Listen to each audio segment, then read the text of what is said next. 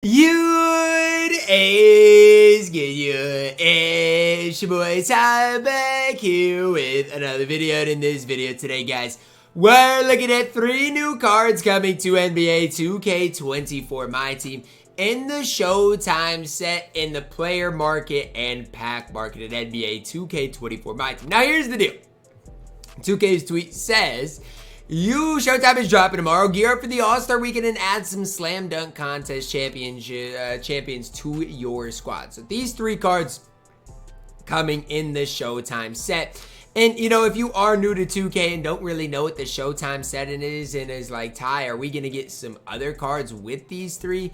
Well, just realize that Showtime sets, Showtime collections, if I can find one here, they're normally just 3 cards. So my guess is these 3 cards are going to be the 3 cards we get tomorrow, and that is going to be it. Now, take the good with the bad. 3 cards. I think Dwight has the potential if he gets a somewhat serviceable 3-ball. He probably won't, but if he does, could be decent. Zach Lavine's going to offensively be very good. Josh Smith is going to be so elite defensively. The problem is going to be that release. So, I mean, you got to take the good with the bad. The good is I feel like all these cards are going to be really good at what they do. So, like, Lavine offensively is going to be fantastic. Defensively, Smith and Dwight are going to be so good. But as far as complete cards coming tomorrow, I just don't see a ton with these 3. Now, pink diamonds recently, here's been the prices of some of your pink diamonds. You know, 210 for Marbury. E.G. and Liam was 241. So, I mean, we'll see if all of these cards are the same price or, you know, how they do vary. Now, first thing I will say, at their respective positions, I don't think any of these cards are going to be top 5. If there is a top 5 card at their specific position, I think it's undoubtedly going to be Dwight Howard. Now, let's take a look at the past to see what these cards could possibly look like, you know, from past years.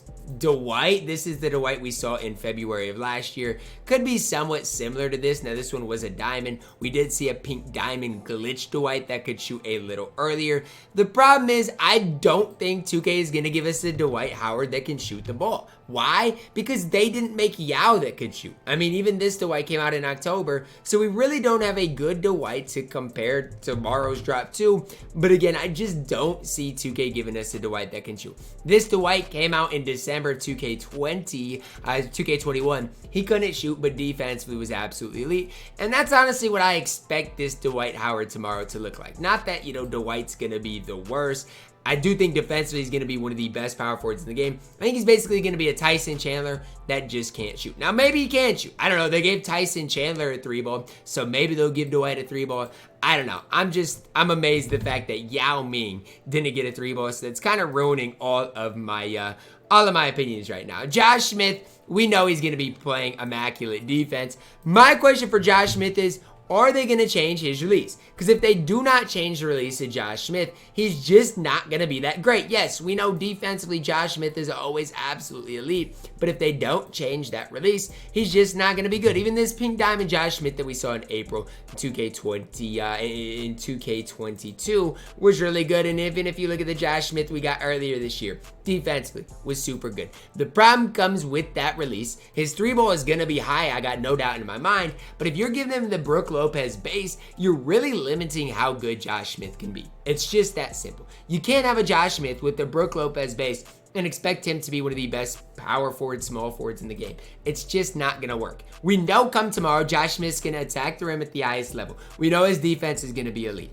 Can you just give him a serviceable release? I don't even care if it's a mid-release, but just give him a serviceable enough release that he can hoop with. Is that too much to ask for?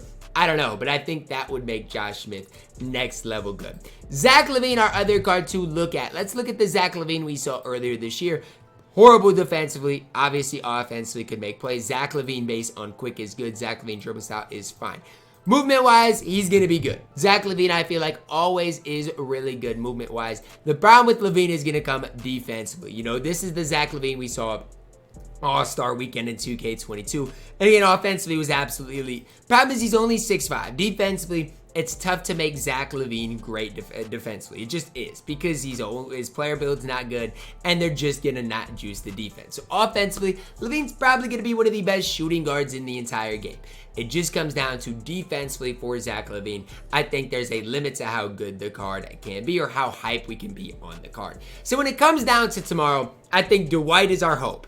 Dwight is our hope. He is our hope for getting one of the best power forward centers in the game. Because if we get a Dwight Howard that can somehow shoot the ball, and I don't necessarily expect it, but if we get a Dwight that can shoot the ball, even if he looks somewhat like this, and obviously badge-wise is just a little bit better, I mean, he's going to be one of the best power forwards in the game. Because we saw he's 6'11", 7'4" wingspan.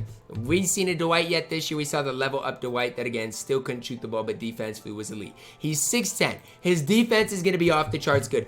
I think he's going to be somewhat comparable to this guard right here with Tyson Chandler. Even if he gets a mid-70s 3-ball, I don't care. Just make it serviceable so we have a card tomorrow that I can load up the game and talk about as being one of the best cards for his position in the game. Josh Smith has potential as well, but with Josh Smith, you have to change 6. And 2K has shown over and over again that they are not willing to do that. So, I mean, I guess what I'm trying to say here is, as it stands right now, unless 2K decides tomorrow's drop is the first day to change 6, Dwight Howard is our hope for, one of the best cards in the game. Now, outside of that, I don't think Zach Lavine, Josh Smith are going to be worth their prices.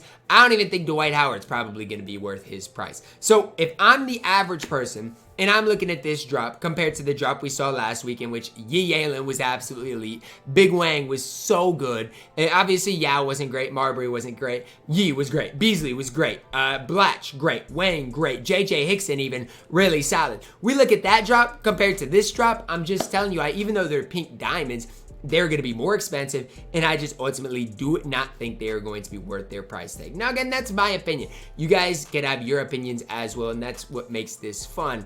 But I've never been a fan of Zach Lavine in 2K because I feel like his player build's bad, and I just don't think his offense necessarily makes up for it. Now, on the flip side of things, when we look at the shooting guard position, how many shooting guards do we have right now in my team that are primary ball handlers? Like, that's the big question. We don't have too many of them, and Zach Lavine does fit that group. So, again, those are just some things to look at tomorrow. We'll see tomorrow when these cards do get released on the database how good they are for their respective prices and break it down a little further. But I'll probably have gameplays of all these cards. But I'm telling you right now, I do not think they're going to be worth your time or worth the MT. So hopefully that helps you guys. If you're saving your MT, continue to save it. I know a lot of us were hype about Yao and like, yes, I've saved all this MT for Yao, and then he didn't end up being worth it. And so I know that's just kind of going to continue to happen. But yeah, save your MT if you can at the end of the day, because I don't believe any of these cards are worth your time. And again, that's me just being completely honest with you. But when I'm looking at Josh Smith, who has one of the worst releases in the game, when I'm looking at Zach Lavine, who historically defensively has been bad, and when I'm looking at D12, who has a ton of potential if they give a 3-ball to, I could see all these cards just not even being top 5 cards at their respective positions, and they're pink diamonds. It's not like they're gonna be cheap. So that's where I stand right now. You guys can let me know your thoughts on these 3 cards down below in the comments. Who are you guys excited for? For me, I guess it's Josh Smith and Dwight Howard, because they at least have potential defensively. Zach Lavine, I think you're a lost cause, sadly. Drop a like on the video, guys. Subscribe if you are new, and as always, man, I love you guys, and have a blessed day.